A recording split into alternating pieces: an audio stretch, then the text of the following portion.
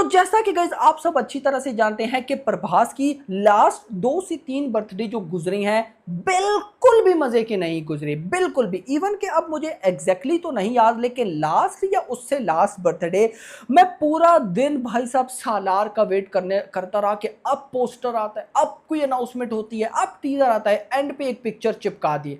उसी टाइम कल्कि का भी वेट करता रहा, लेकिन कल्कि का सिर्फ भाई साहब प्रभास का पंच दिखाया। तो लास्ट 2 से 3 बर्थडे प्रभास की ऐसी गई जो कि बिल्कुल भी मजेदार नहीं गई। लेकिन इस बार ऐसा नहीं होने वाला है।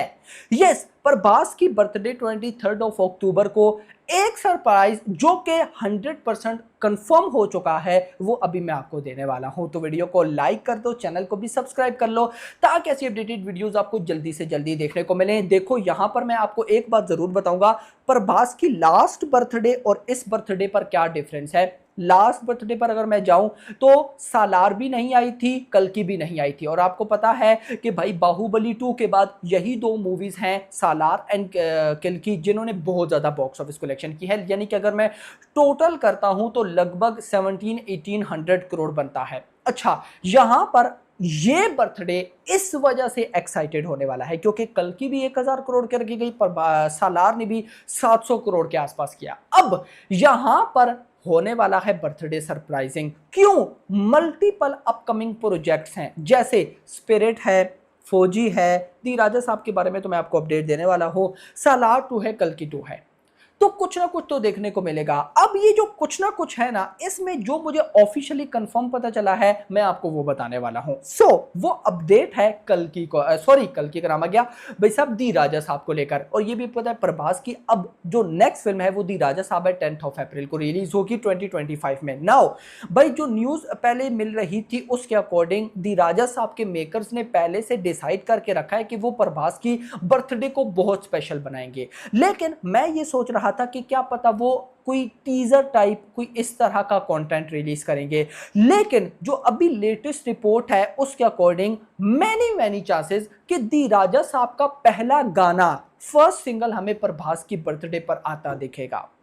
तो गाइस देखो एक्साइटमेंट है। अब बहुत से लोग टीजर एक्सपेक्ट करेंगे, देखो मैं टीजर फिलहाल एक्सपेक्ट नहीं कर रहा। रीजन यह टीजर अभी आ जाएगा, फिर फिल्म अगर मान लो क्योंकि बड़ी फिल्म है 400 करोड़ का अगर मेकर्स ने बजट बताया तो छोटी फिल्म तो है नहीं। तो 10 अप्रैल रिलीज डेट है जिस पर तो मुझे फुली डाउट है क्योंकि प्रभास की फिल्म हो और वो पोस्टपोन ना हो, ऐसा किधर लिखा है। तो अगर तो कंप्लीट हो गई तो भाई हम और मांगे क्या, वेल एंड गुड। लेकिन अगर ना हुई तो पोस्टपोन हो जाएगी। तो टीजर मैं अभी नहीं मांग रहा, मैं चाहता हूं टीजर अगले साल के स्टार्ट यानी कि जनवरी में आ जाए तो भी चलेगा। खैर यहां पर मुद्दा यह है कि बर्थडे है, बर्थडे पर पहला गाना आ सकता है।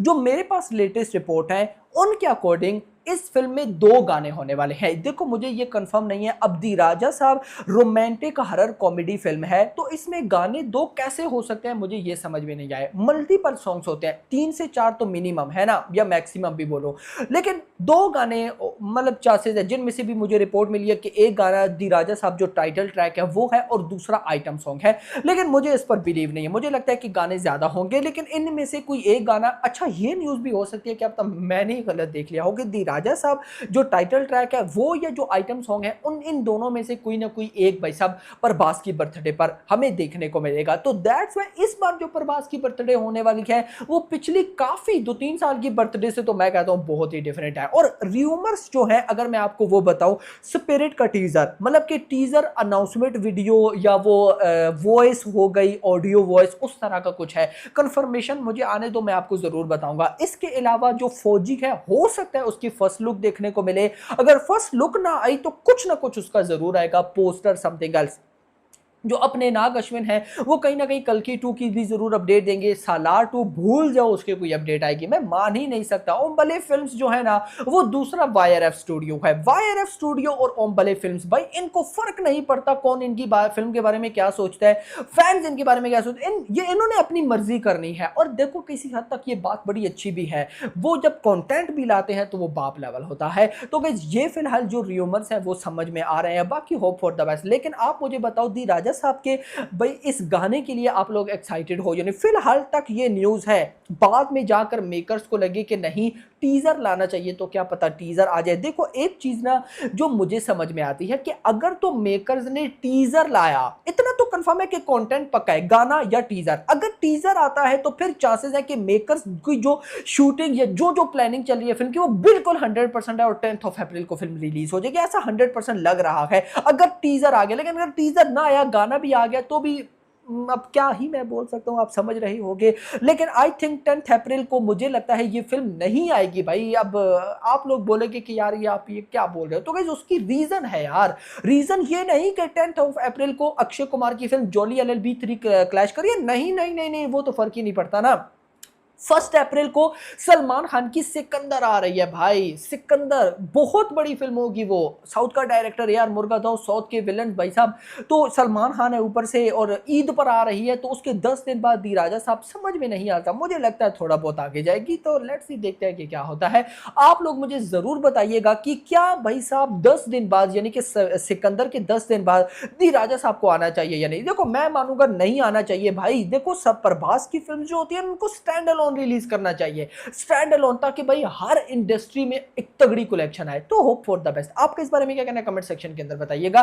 वीडियो पसंद है वीडियो को लाइक करना, चैनल को सब्सक्राइब करना और अगली आने वीडियो में थैंक्स फॉर वाचिंग।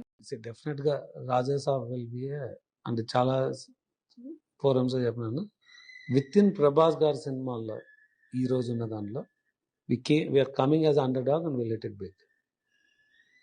ఎలా ప్రభాస్ గారి సినిమా నేను అండర్ డాగ్ అని చెప్పలేను. విత్ ఇన్ ప్రభాస్ గారి సినిమాల్లో we're coming as underdog. ఎలాగా Raja Saab how nobody have a expectation on. మీకు మేము వచ్చిన టైంలో ఆదిపురుషం, సలార్ ఉంది, కల్కి ఉంది. ఇప్పుడు మనం మైత్రి వాల్ మూవీ స్టార్ట్ అయినప్పుడు ముహూర్తం షాట్ కొట్టిన రోజే దట్ ఈస్ స్పాన్ అన్నది కనిపిస్తుంది. మేము అలాంటి పొజిషన్ చేయకోకుండా వచ్చి will let it big. Will become big. It will be it's a very big movie. అంటే ఎవరికి తెలియదు.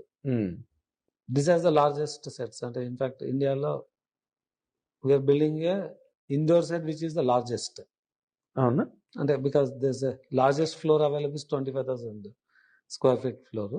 మేము వీఆర్ బిల్డింగ్ అనే 38,000 స్క్వేర్ ఫీట్ ఫ్లోర్. ఓ సెట్, ఏ మ్యాసివ్ సెట్. అంటే ఇప్పుడు కల్కి సినిమాతో అసలు దానికి దీనికి కళ్ళు తిరిగిపోయి ఉన్నారు అందరూ. ఇప్పుడు ఈ సినిమా వాట్ ఈస్ ది కల్కి ఇస్ డిఫరెంట్. ఈ సినిమాలో half a movie has VFX and visual experience and then you have all kinds of romantic horror action. Romantic horror action. It will not disappoint. Okay. అంటే ఇప్పుడు మీరు ఇందాక చెప్పిన aspects దీంట్లో దొరలలేదుగా, అంటే అవేమీ జరగలేదు, క్లీన్ గానే పర్ఫెక్ట్ ఫ్రేమ్ లోనే జరిగింది. Lots of work going in to the movie. So there is no way. It has extraordinary songs, music కూడా. ఓకే.